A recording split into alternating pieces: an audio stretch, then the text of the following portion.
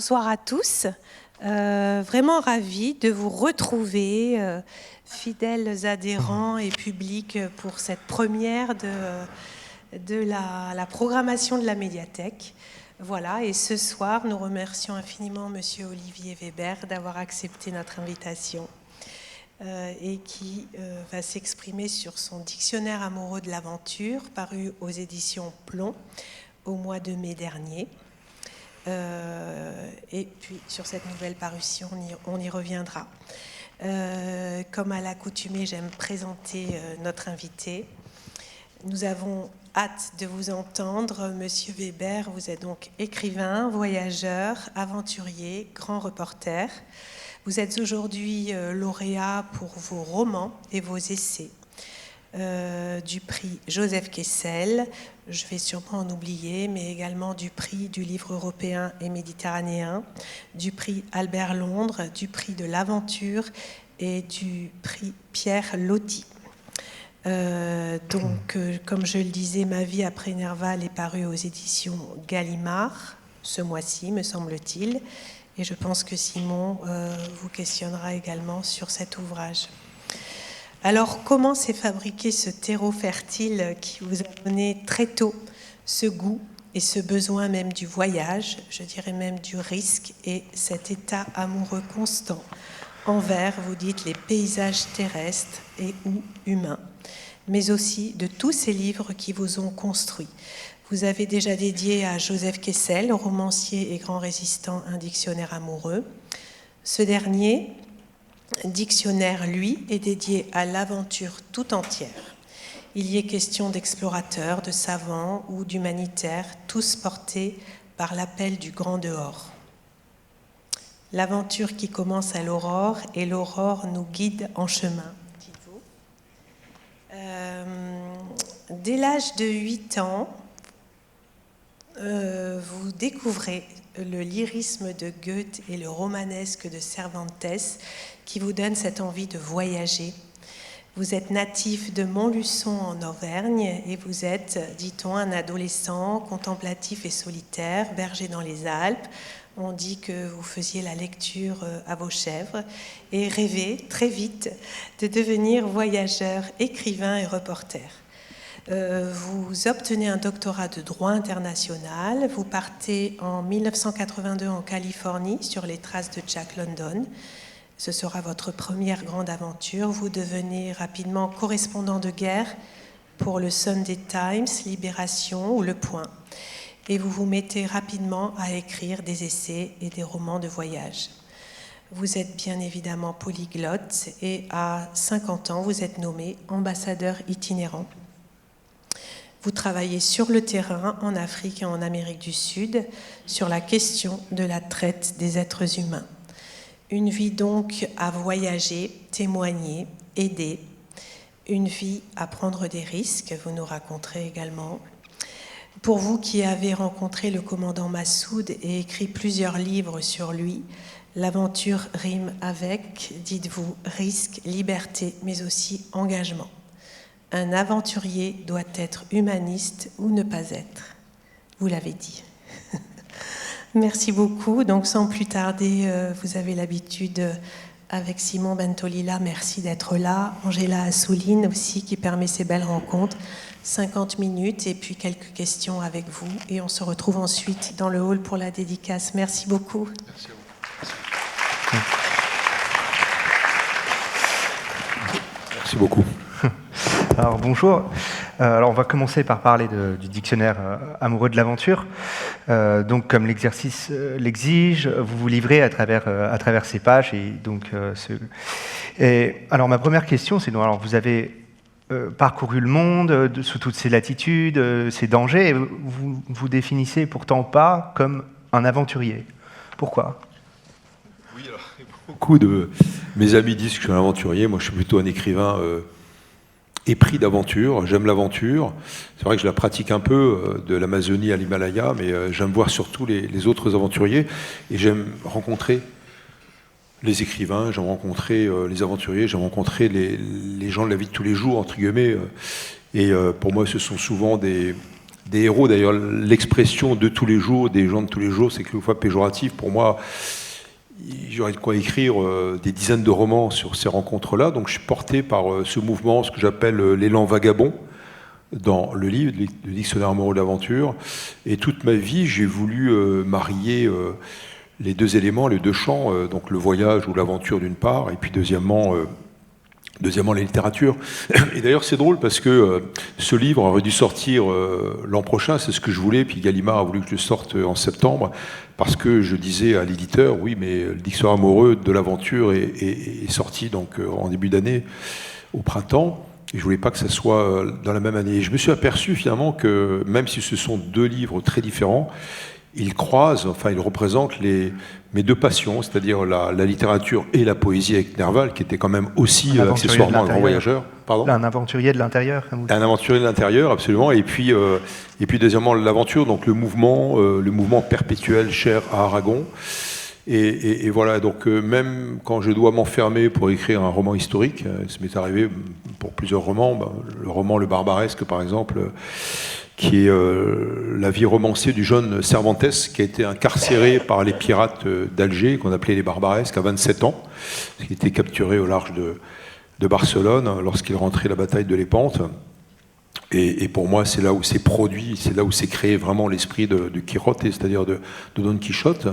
Il avait quand même une geôle dorée, il était dans un palais 5 étoiles à Alger, puisqu'il valait très cher, c'était un hidalgo, comment dire, en espagnol, un captif de rançon. Et bien même là, j'ai eu besoin d'aller en Syrie, d'aller en Irak, c'est comme ça, c'est rencontrer des gens, alors accessoirement témoigner. Mais voilà, je reste très, comment dirais-je, réaliste dans la portée des livres, la portée des documentaires, la portée des reportages, parce qu'ils ne changent pas le monde, mais ils peuvent contribuer à une prise de conscience. Et en tout cas, c'est important pour moi de rapporter la parole de ces personnes-là. Donc, pour répondre à votre question, ce que j'aime surtout, c'est l'aventure humaine. Voilà. Alors, pour commencer l'aventure, vous n'avez pas été tout de suite en Irak ou en Afghanistan, mais vous avez été dans l'arrière-pays niçois, où vous avez été berger, comme l'avait évoqué Françoise. Oui, un arrière-pays que vous connaissez bien. C'est toujours intriguant, quoi. Et oui, moi j'ai dû parce que ma mère était styliste modéliste et puis elle a eu du mal à élever ses 3 enfants. Et je lui rends grâce parce que elle a divorcé jeune et c'était pas évident, mais en tout cas elle a fait le maximum pour nous. Et j'ai dû travailler très jeune. Donc je suis parti berger dans la montagne, à 3 heures de marche de mon village, de l'arrière-pays niçois, donc dans la Roya, dans ce qu'on appelle le Mercantour.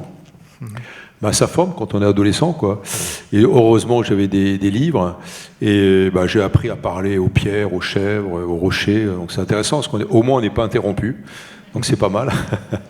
Et puis je me suis dit, puisque j'ai eu la chance dans les internats où je suis passé très très jeune, qu'on m'ait mis entre les mains, comme vous le disiez tout à l'heure, Cervantes et Goethe. Et voilà, je me suis dit, je vais faire comme eux. Et puis Nerval aussi.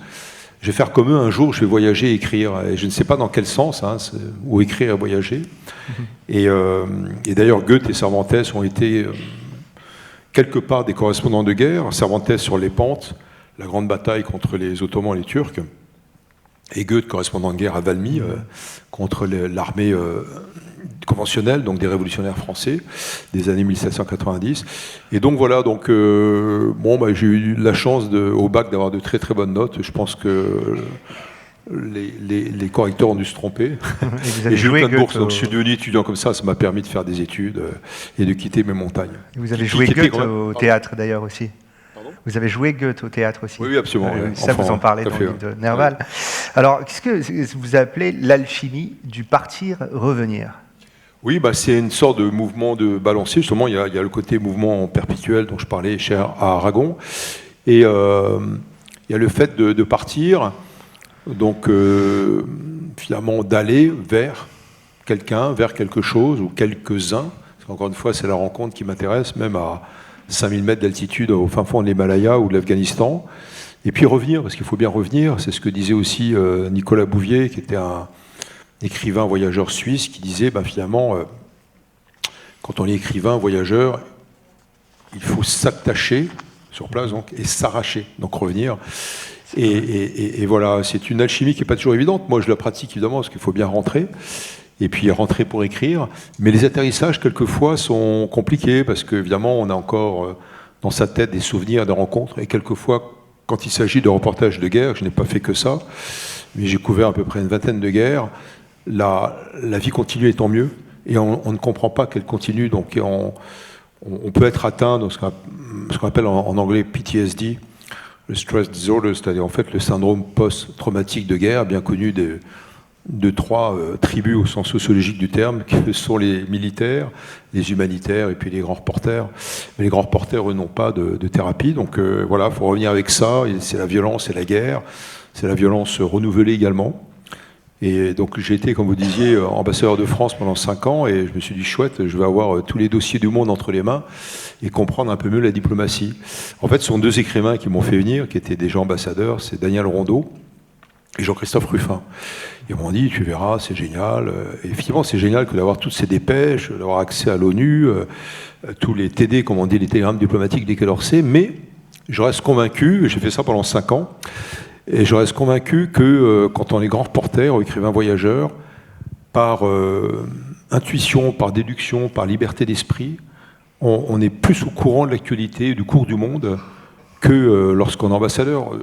Un diplomate dont on a parlé il y a quelques minutes avant qu'on rentre ici, que vous aimez beaucoup parce qu'il est à moitié niçois comme nous, c'est Romain Gary qui a été donc diplomate de 1945 à 1961.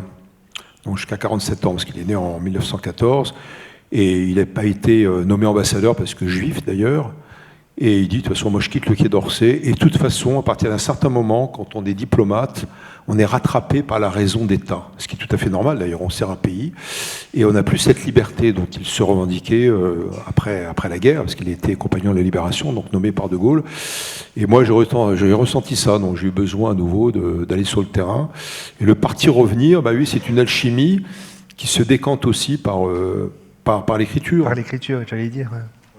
Et voilà, donc moi, pour soigner mes mauvais souvenirs, on va dire, mes cauchemars, bah, j'ai 2 méthodes, hein, c'est 2 feuillets par jour, et puis un bon verre de vin ensuite, que j'attends incessamment, mais on m'a promis qu'on me donnerait... Vous avez dit après la conférence. Après. Si je suis sage, si je réponds bien aux questions.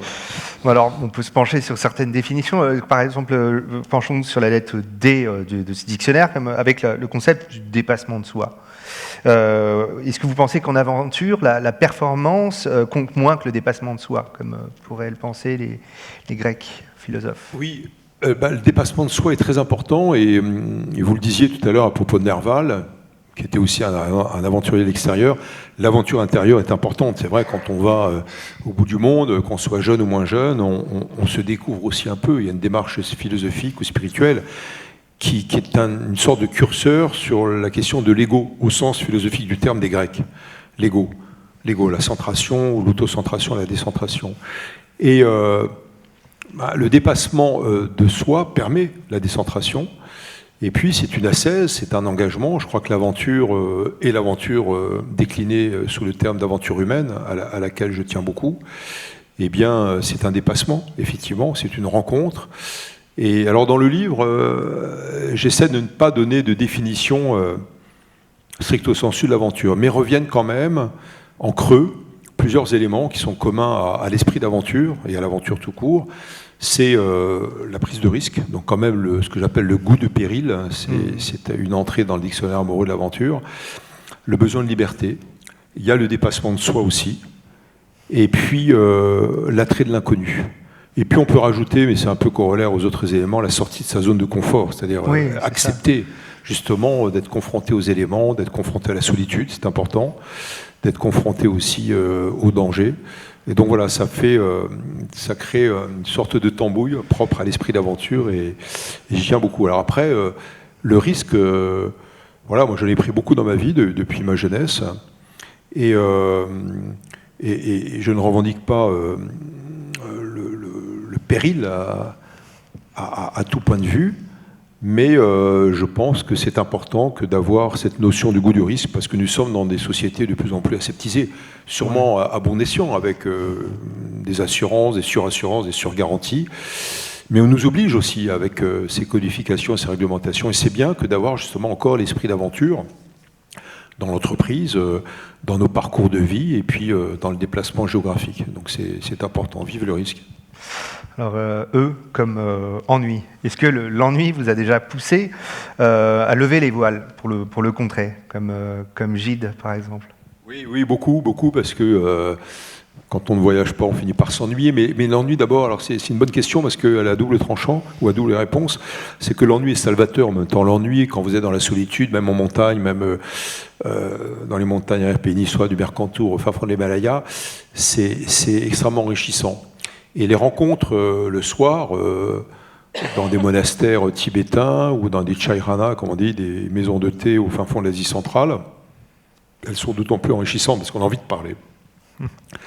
Et c'est comme au temps de Marco Polo, de la route de la soie, dont un ami afghan avec lequel j'ai fait la route de la soie de Venise à Kaboul, il me disait la route de la soie, il parle très bien français, la route de la soie, c'est la route de soie. Il disait ça très bien, il chantait ça, puis on l'a mis dans un documentaire. Et bien au temps de Marco Polo, les caravansérails, comme on dit en persan, les caravansérails étaient distants de 40 km. Pourquoi? Parce que ça avait pris une journée de marche. Et qu'est-ce qu'on faisait le soir sur la route de la soie? On s'enfermait pour se protéger des bandits, des brigands ou des assaillants.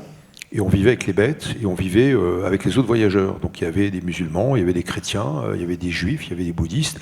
Et s'échangeait non seulement la damasquine de Damas ou la mousseline de Mossoul ou de la soie ou de l'or, mais on échangeait aussi des idées, des préceptes religieux. Donc il y avait un vrai esprit de la soie. Et c'est ça qui est important. Donc l'ennui, il peut être très positif. Moi, il me force aussi un peu à partir, mais je n'abandonne pas pour autant l'ennui. C'est-à-dire que quand je suis confronté à la solitude, lors de longs voyages à pied, par exemple, alors est-ce que c'est de l'ennui? Mais en tout cas, c'est une solitude qui est, encore une fois, très positive, mais dont on a envie de se départir le soir avec un bon verre de thé ou un bon verre de vin, quoi. Mais alors, est-ce qu'il y a une... Je fais un appel du pied. Moi, j'ai commencé déjà, je ne vais pas le dire. Voilà, finalement, c'est une fuite en avant aussi, on peut dire, l'aventure. Oui, alors la fuite en avant, c'est vraiment intéressant parce que c'est assez péjoratif en français. La fuite en avant, c'est fuir quelque chose, mais en allemand, c'est totalement différent. Et on peut sortir par la fuite vers l'ailleurs, on peut se grandir, on peut chercher d'autres vérités.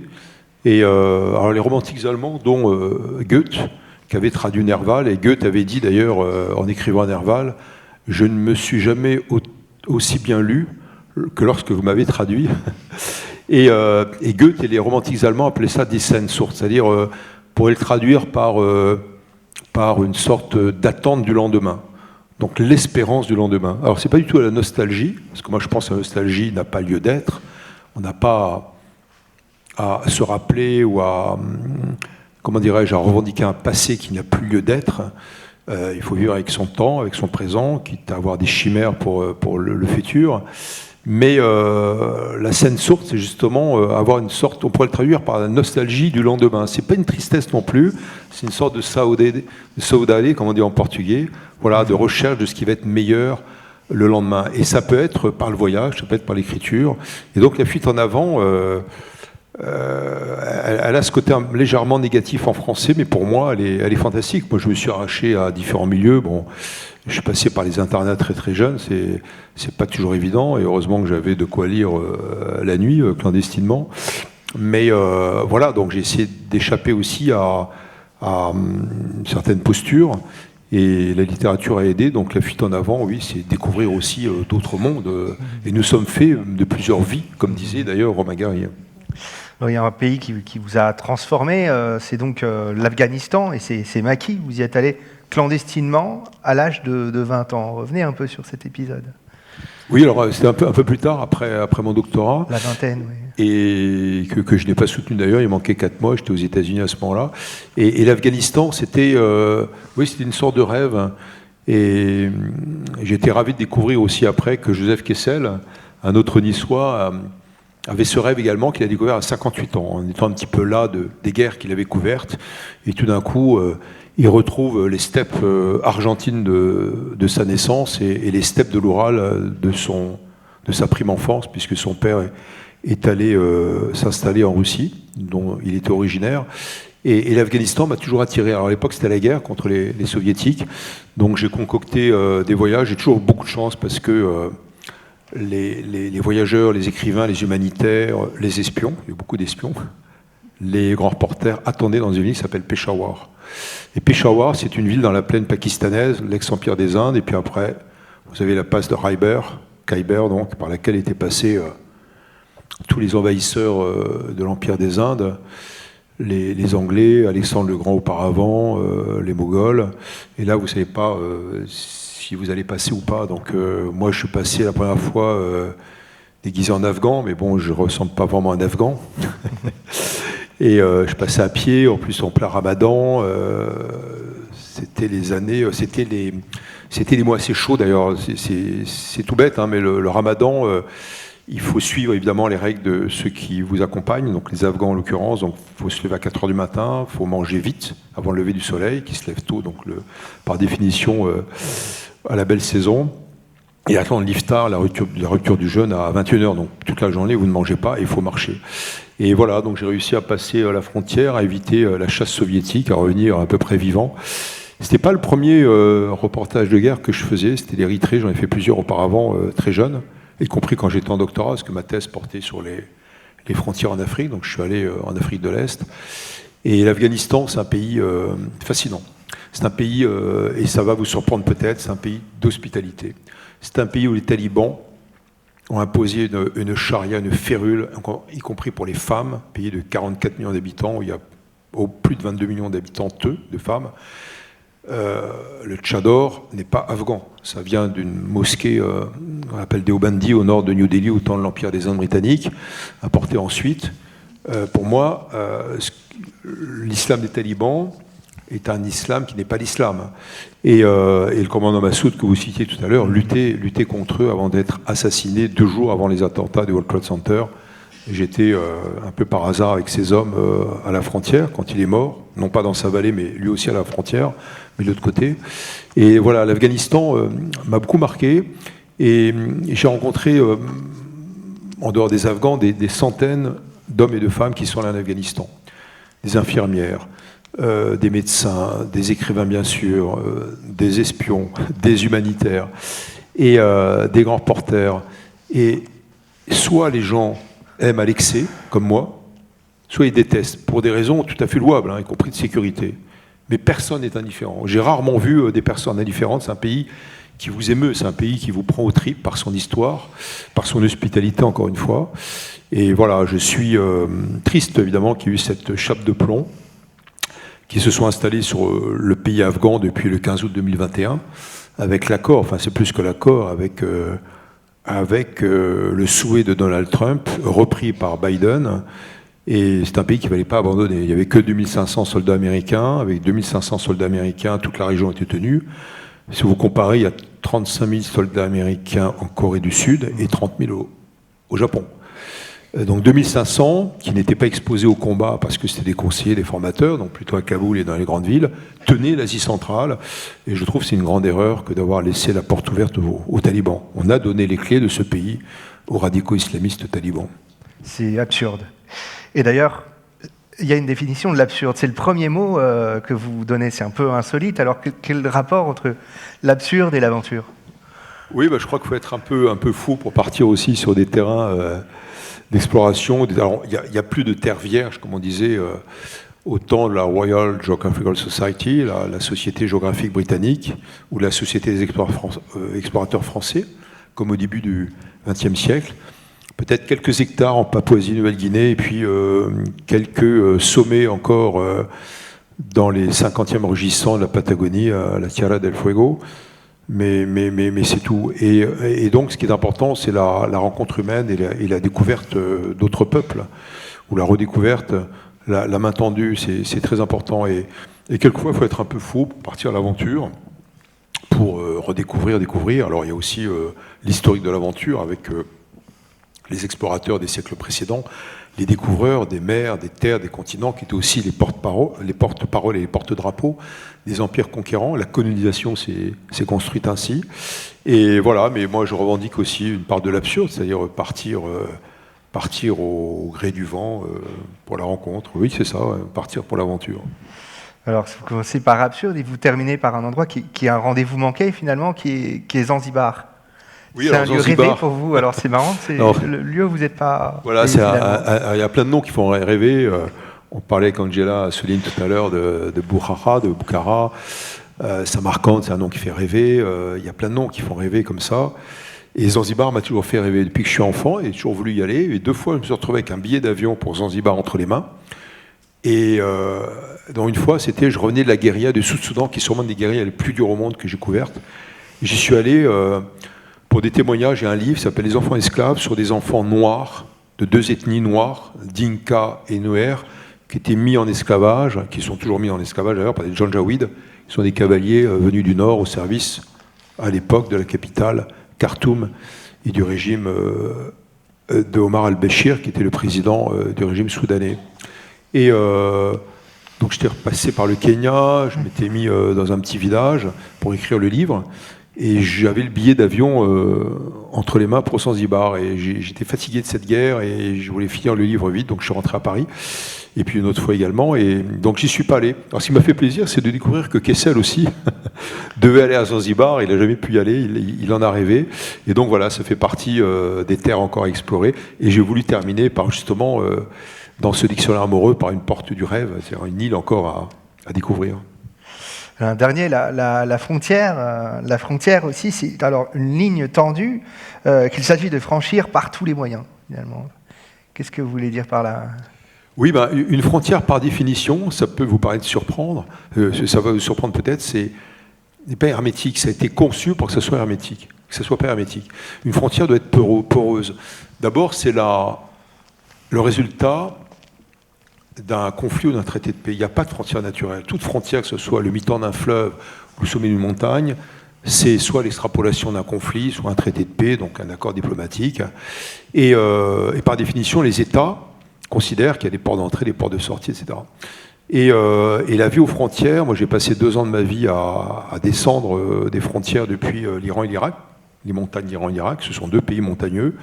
Et je suis arrivé en bas de mes montagnes du Mercantour, mais côté italien. Je n'ai pas voulu rentrer en France. Le livre s'appelle Frontières avec un S.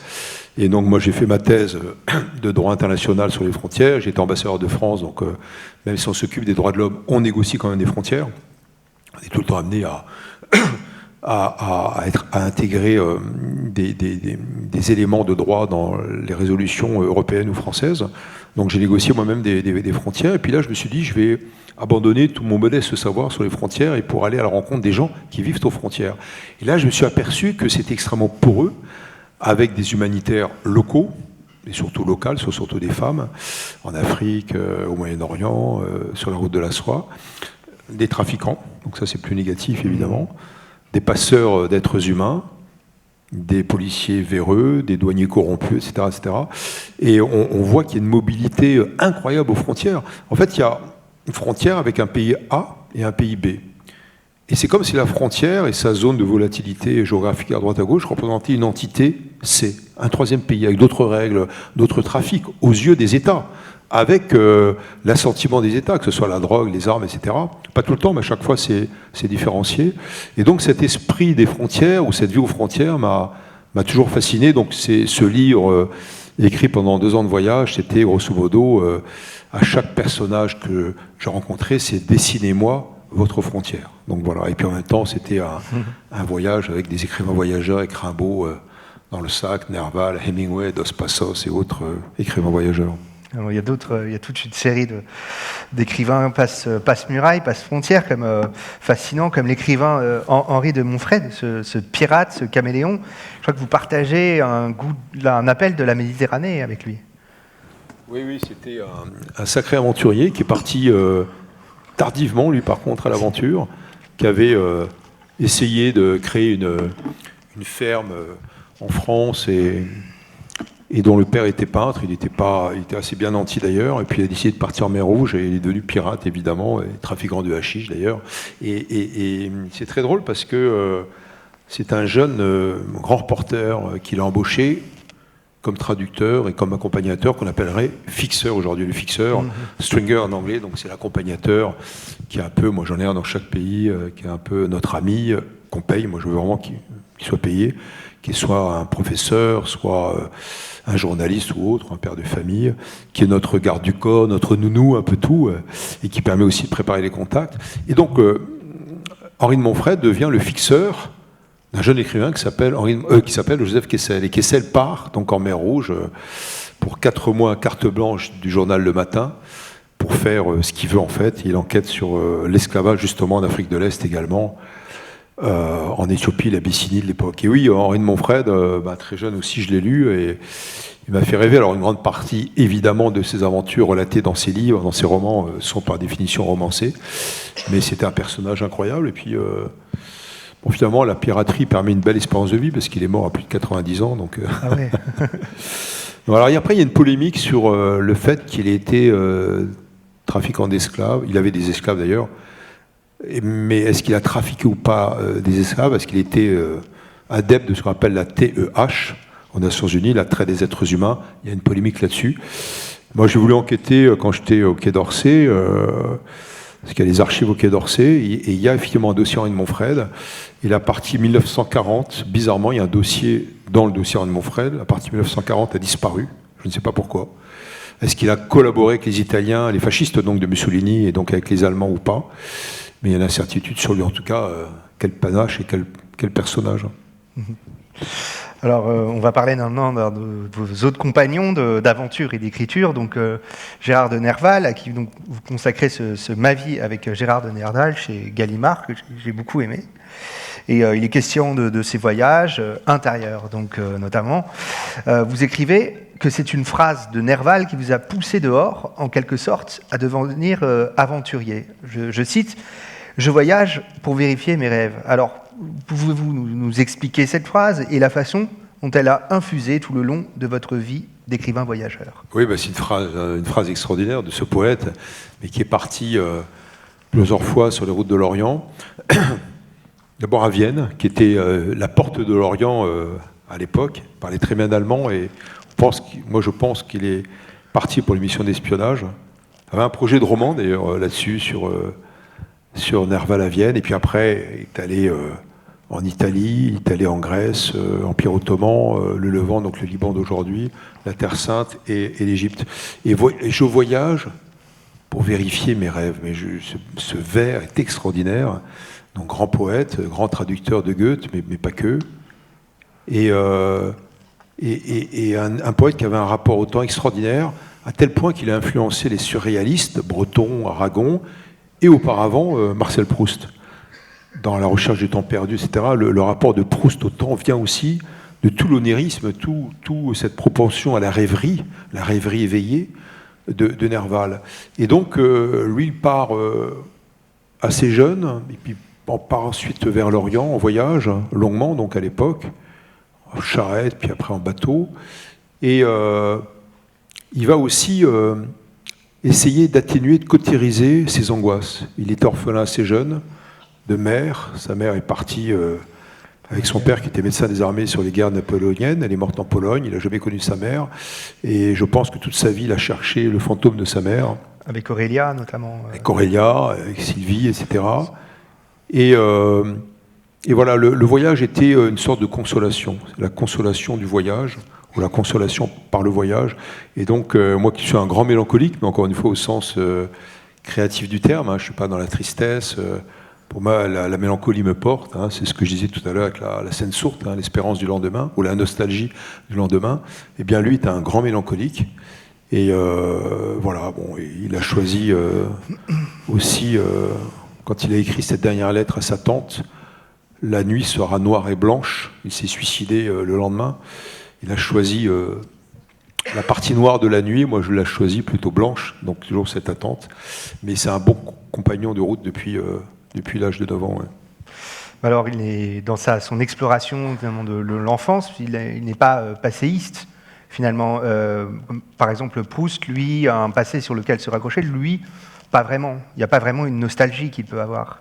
Non, justement, parce qu'il pense que ça va trop l'attirer vers la tristesse, voire vers la dépression. et il part vers l'avant, là aussi, donc le voyage l'y autorise, le permet, mais aussi l'écriture, la poésie, et comment, par l'écriture, justement, il réinvente ce temps, ce rapport au temps, qui n'est pas forcément du passé, c'est du passé, présent, futur. Donc évidemment, on est quand même constitué de ce qu'on a été précédemment. Deuxièmement, on oublie un peu dans nos civilisations judéo-chrétiennes l'importance du temps, contrairement à des civilisations plutôt asiatiques et religions type bouddhisme. Et puis après, justement, l'attente aussi du lendemain. Donc il avait cette intuition de ce rapport, de ce triple rapport au temps. Et moi, ça m'a fasciné. Et c'est pas évident à comprendre quand on lit très jeune. Justement, c'est la marque des grands livres et des grands auteurs que de pouvoir les relire différemment à 10 ans, 20 ans, 30 ans, 40 ans. Moi, j'ai plein d'exemples comme ça, mais Nerval, c'en est un bon. Alors, vous l'avez découvert dans un internat religieux à l'âge de 9 ans. Donc, c'est ça, hein, 9 ans. Parlez-nous de cette rencontre. Que peut comprendre un enfant de 9 ans de Nerval? Oui, alors moi, je suis pas orphelin, mais je passais par les orphelinats avec mon frère. Et des centres d'accueil et des internats, mais c'était très bien. Je trouve que c'est une chance. Il faut savoir en même temps se protéger. Et je jouais aux billes avec les billes que je gagnais. Je convertissais ça en quelques francs et j'achetais des livres. Et donc j'avais une belle bibliothèque que je cachais à l'orphelinat. Et bon, j'avais Cervantes, j'avais Goethe, effectivement, et Nerval. Puis un jour, ma trousse à outils a disparu, donc j'ai dû me battre pour la récupérer, parce que c'était quand même important que de garder un fond, voilà, une trousse à outils, justement.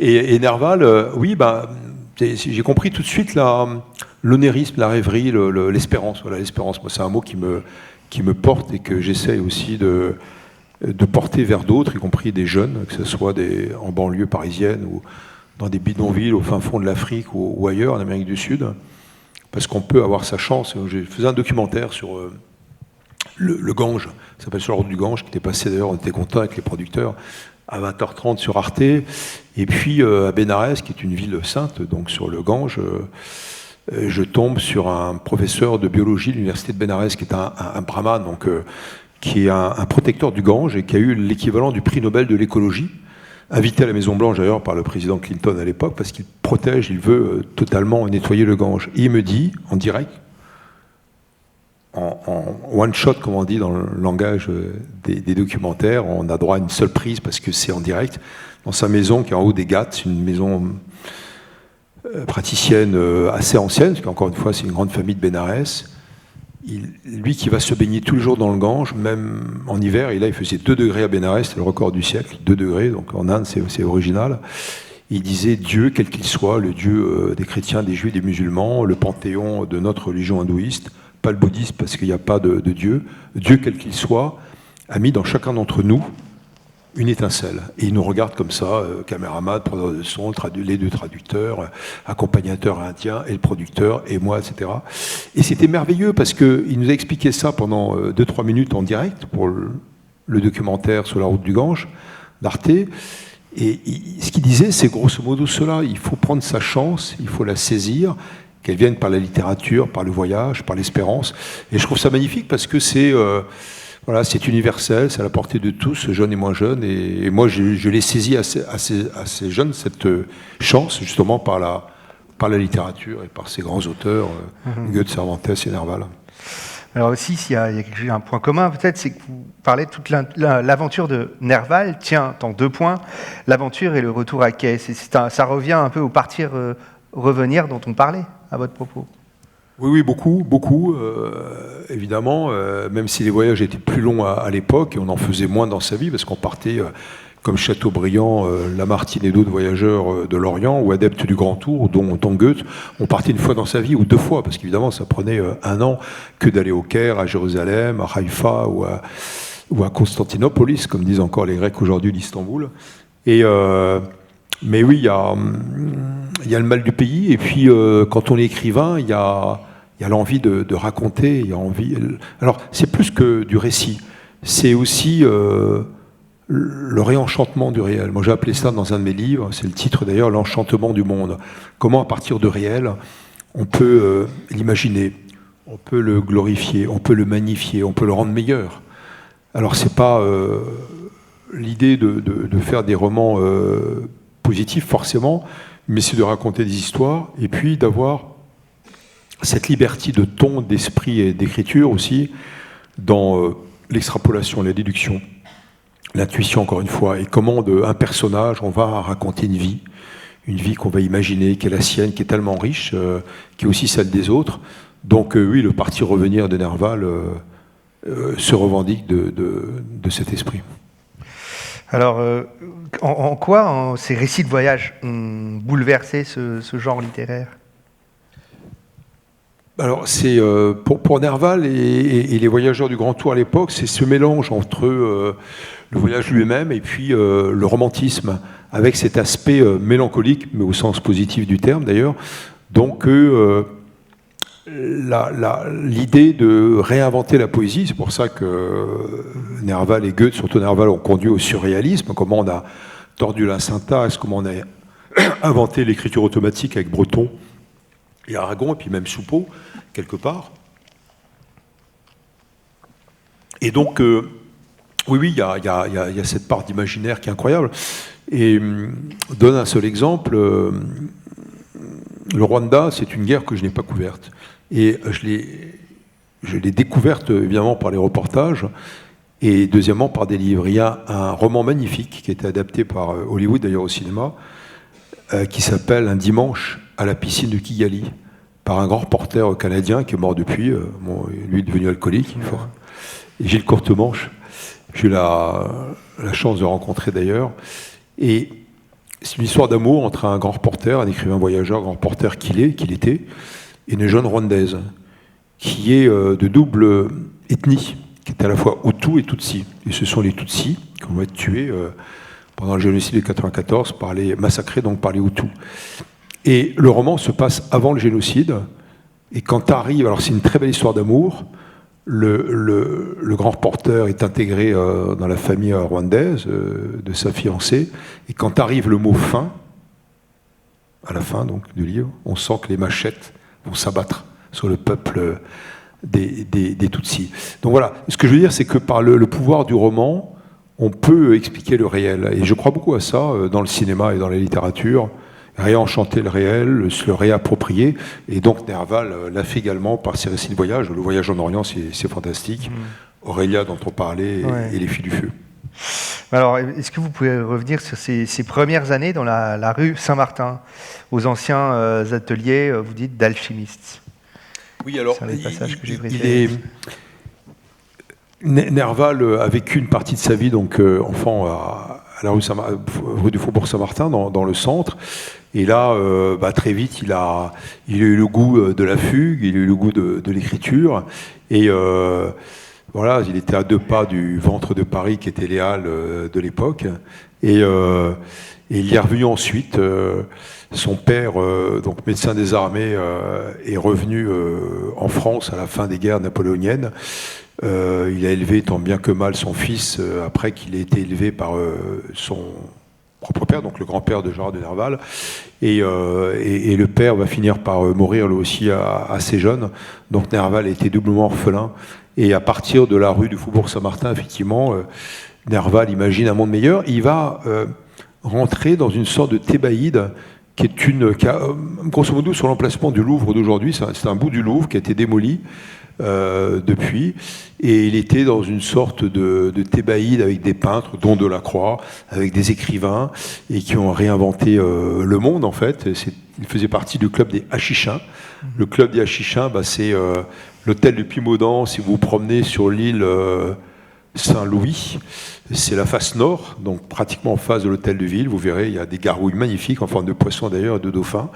C'était l'hôtel des Hachichins, où habitait Baudelaire au 3e, et où au 1er ou 2e étage, il y avait Rimbaud qui venait, donc Baudelaire bien sûr, Théophile Gautier, Gérard de Nerval, pour goûter la confiture de Damaoesque, qui était une confiture à base d'opium, et fumer le hashish. Mais Nerval n'a jamais aimé le hashish, donc il a quitté le club. Je crois que Baudelaire, ça lui réussissait pas non plus toujours, ça le rendait malade. Ouais, ça le rendait malade. Il y a une phrase alors qui rebondit un peu sur ce que vous disiez tout à l'heure, sur le soi. Vous parlez aussi sur le retour à soi et la route de la soie. Partir sur la route de la soie avec Marco Polo et revenir avec Nerval sur le chemin de soi. Oui, parce que il y a eu cet aller-retour. la route de la soie, et je suis parti assez longuement, donc plusieurs fois par différents moyens de transport, dont une fois pour un livre qui s'appelle Le Grand Festin de l'Orient, qui est tiré d'ailleurs d'un vers de Goethe, Le Grand Festin de l'Orient, et l'Orient et l'Occident à jamais se marieront. Goethe avait écrit à la faveur de la paix en Europe en 1815, à la chute de Napoléon. Il avait écrit sur le Rhin, en descendant le Rhin sur un bateau, il avait écrit des poèmes à la mode persane, en se faisant traduire des poèmes du persan, d'Omar Khayyam, d'Hafez, de Ansari. Il s'appelle dit divan, c'est-à-dire le divan en français. Et donc, oui, quand on rentre aussi sur la route de soi pour se découvrir, pour s'interroger sur soi. Donc, puis fort aussi de ces rencontres. On rentre bouleversé, on rentre grandi, alors quelquefois fracassé, parce que les retours sont pas faciles. Les retours sont difficiles même, hein, je ne le cache pas. Et bon, moi j'ai eu l'écriture encore une fois, et ça m'a sûrement servi de thérapie, mais j'ai beaucoup d'amis qui n'ont pas eu cette chance, et pour qui c'est mal passé, des écrivains, des grands porteurs, des humanitaires. Ouais. Voilà, pour différentes raisons, parce qu'on rentre pas tout à fait le même à Paris, à Hambourg ou à New York. Donc voilà, mais le partir-revenir est cher à Nerval et à moi aussi.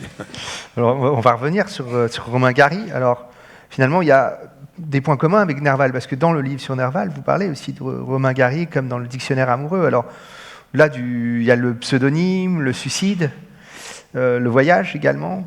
Quels sont leurs... Oui, puis je pense des êtres surdoués, des écrivains surdoués, Romain Gary, qui se démultipliaient avec ses pseudonymes.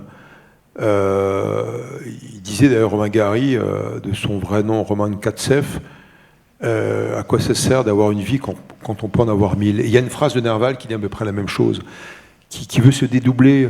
Il le dit, il l'affirme dans ses écrits, même dans ses poèmes. Il y a une sorte d'allitération, il y a une sorte de dédoublement, de découplement, j'allais dire même, et ça les rapproche beaucoup. Romain Gary, pour moi, c'était un homme aussi très courageux. Nerval était quelqu'un de courageux, contrairement à ce qu'on peut penser. C'était pas un poète assis, un poète qui prenait des risques. Et Romain Gary est un résistant pendant la guerre. Il a fait la guerre en partant à Londres, en rejoignant De Gaulle. D'ailleurs, De Gaulle a dit « j'ai pas besoin de vous comme aviateur », parce qu'il voulait absolument partir sur le front. Et De Gaulle, depuis son bureau à Londres, disait « j'ai besoin de vous ici », comme il l'avait dit à Kessel d'ailleurs quelques semaines auparavant. Et puis comme Romain Gary, qui était aviateur, contrairement à Kessel, enfin aviateur diplômé de l'école de Salon-de-Provence, il disait si je vais y aller, moi je vais aller bombarder les nazis, etc. Et De Gaulle dit bon allez-y, mais rassurez-vous, il n'y a que les bons qui se font tuer. C'était assez drôle. Et il y a une sorte d'amour vache en fait entre les deux, toute leur vie, entre De Gaulle et Romain Gary. Mais Romain Gary, c'était un résistant, c'était quelqu'un de courageux. Et ça me rappelle quelqu'un que j'ai connu, dont je parlais tout à l'heure, c'est le commandant Massoud aussi, qui était d'abord un grand lecteur de poésie française et persane, un grand lecteur de Gaulle, un grand lecteur de littérature française, c'est un ancien du lycée Francis Istiklal à Kaboul, et puis un grand résistant, c'était quelqu'un qui était courageux, dont il savait d'ailleurs qu'il allait être tué un jour. Il était tué le 9 septembre 2001, donc 2 jours avant les massacres, les attentats de World Trade Center. Et son anniversaire, c'était, si j'ai bonne mémoire, le 5 septembre. Et donc 2001, il nageait dans la rivière Panjshir de sa vallée qui est magnifique, qu'on appelle la Suisse de l'Afghanistan. Il y a des cerisiers, des abricotiers. Ça démarre à 1800 mètres d'altitude, ça finit à 4002 au col d'Anjuman avec des sommets de 5005, 6000 mètres. Il disait à Sédika, qui appelle Paris, c'est-à-dire mon ange, sa femme, il disait Paris, je sens que je vais devenir shahed, c'est-à-dire en persan, ça veut dire martyr. Et effectivement, il a été tué quelques jours plus tard. Mais c'était un homme d'un courage exceptionnel. Et voilà, donc je le rattache à cette tradition des amoureux de la littérature, comme Gary, comme Kessel aussi, qui est un résistant et un combattant, au sens physique du terme, et puis un grand écrivain. Et mais leur différence avec Gary, c'est le moyen de suicide. Donc Gary, c'est vraiment une balle de Smith & Wesson très, très sobre. Nerval, il y a une volonté quand même de symbole, finalement, de symbolique, se suspendre au-dessus de la boîte du souffleur de théâtre. Vous le décrivez très bien, ça d'ailleurs. Pourquoi ce besoin de symbole, d'après vous, dans ce moment ultime ? Oui, je crois que très souvent, quand il y a un suicide, il y a plusieurs motivations. C'est toujours complexe. Je connais quelques amis qui sont suicidés, y compris parmi ceux qui ont été en Afghanistan. Et en particulier pour les raisons que j'ai évoquées tout à l'heure, la question du retour. Mais Je pense que le geste de Nerval était un geste de désespoir. Il était soigné d'ailleurs en psychiatrie, il commençait des délires, mais des délires extrêmement créatifs, bon, sauf qu'il a basculé dans les pathologies mentales, et je pense qu'on aurait pu le sauver. Alors il était en plein désespoir, en plein hiver, de son idée de suicide, et je pense qu'il aurait pu être sauvé en étant recueilli par un ami, par sa tante, par la famille. Et voilà, d'ailleurs, le titre d'un recueil de poèmes de Nerval, c'est Les Chimères. Il y a El Desdichado dedans. Je suis le veuf, le ténébreux, la consolée, qui est un des poèmes les plus connus de Nerval. C'est dans Les Chimères. Et toute sa vie, Nerval était à la poursuite de chimères. Et les chimères, c'est à la fois la rêverie au sens positif du terme, mais aussi au sens du cauchemar. Et à un moment, les chimères sont devenues des cauchemars. Mais je pense que c'était un appel presque à la vie. C'était... je pense, hein, je n'aurais pas voulu me suicider. Alors après, il y a des suicidés qui sont programmés. Comme Hemingway qui s'est suicidé, et je pense que 61 ans, je crois. Je pense qu'il était programmé pour se suicider. Son père s'était suicidé d'ailleurs. Et voilà, je pense que Nerval aurait pu être sauvé. Bon, en tout cas, vous dites que c'est plus un prince de la consolation plutôt, je crois, que un conteur de la désolation, comme le disent beaucoup de gens, en fait. Alors, pour remettre une touche un peu optimiste... Oui, moi, je retiens que le meilleur, évidemment, et quand je pars dans l'ex-Empire ottoman, la Turquie, ou au Levant, ou en Égypte, ou ailleurs, et je suis allé plus loin, donc un peu grâce à lui, je prends le voyage en Orient dans mon sac, à dos, ou le sac à main, et lequel exemplaire est un peu usé. Et d'abord, c'est d'une actualité incroyable, d'une modernité de la langue incroyable aussi, c'est d'un potentiel imaginatif aussi incroyable, et voilà, c'est un poète qui ouvre des portes, et je crois que c'est important que la poésie, que la littérature nous ouvre des portes, ce sont des portes vers l'ailleurs, des portes vers nous-mêmes, des portes vers les autres, et je crois que pour moi c'est un beau voyage, que le voyage en littérature. Pour moi la littérature c'est un pays sans frontières, on n'a pas besoin de passeport, et quand je suis au fin fond de l'Asie, ou l'Amérique centrale, ou du Sud, ou l'Afrique, que je vois des jeunes qui lisent dans leur langue ou dans une autre langue, une langue étrangère, je me dis, mais c'est extraordinaire, voilà, il va se faire des amis, il va apprendre de la vie, ce jeune va connaître des valeurs, et voilà, je me dis, quelque chose par là est gagné. Ce jeune est rentré dans le pays sans frontières, qui est la littérature. Alors, on a parlé de son enfance, plutôt malheureuse, de sa mort, mais il y a aussi l'amour qui était pas très heureux. Alors avec cette comédienne un peu vulgaire, Jenny Colomb, il était prêt à tout pour elle, hein, finalement, et elle le calculait pas trop, quoi, dans cette espèce de colloque du doyenné dont vous parliez déjà tout à l'heure. Oui, et c'était un grand amoureux, très souvent repoussé toute sa vie, et Nerval, oui. Je pense qu'il a eu le syndrome de l'abandon de sa mère. Parce qu'elle est partie avec son père, donc médecin des armées. Elle aurait pu rester en France, s'occuper de son fils unique. Et elle est partie. Il n'a jamais su vraiment quelle était la raison de sa mort. On pense que sa mère est morte sur un pont en respirant dans la charrette, dans le carrosse, les miasmes de cadavres de l'armée napoléonienne.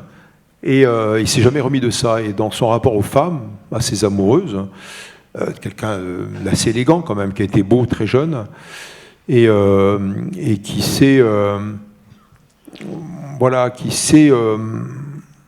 entiché de ce syndrome de l'abandon, justement. Et avec les femmes, ça s'est ressenti. Donc il a fait en sorte que ces femmes soient des femmes fantasmées. Et donc lui-même a été voué à l'échec. J'en suis profondément convaincu à travers ses romans et ses poèmes, et même ses écrits, ses lettres. Et donc voilà, c'est un amoureux éconduit, mais un amoureux de la poésie, un amoureux de la vie. Et donc il a été presque jusqu'au bout. Voilà. Bon, je pense qu'on a dit suffisamment de choses pour donner envie au public d'acheter le livre. Et une dernière question, est-ce que, comme Nerval, vous écrivez en marchant ? Ah oui, ça m'arrive d'ailleurs. Ouais. Alors le livre, il parle beaucoup aussi de grands aventuriers comme Jack London, il parle de Tintin, oui, Corto Maltese, il parle de lieux, il parle aussi de sentiments. Il y a une entrée mélancolie, il y a une entrée peur, il y a une entrée courage. Je crois que c'est important.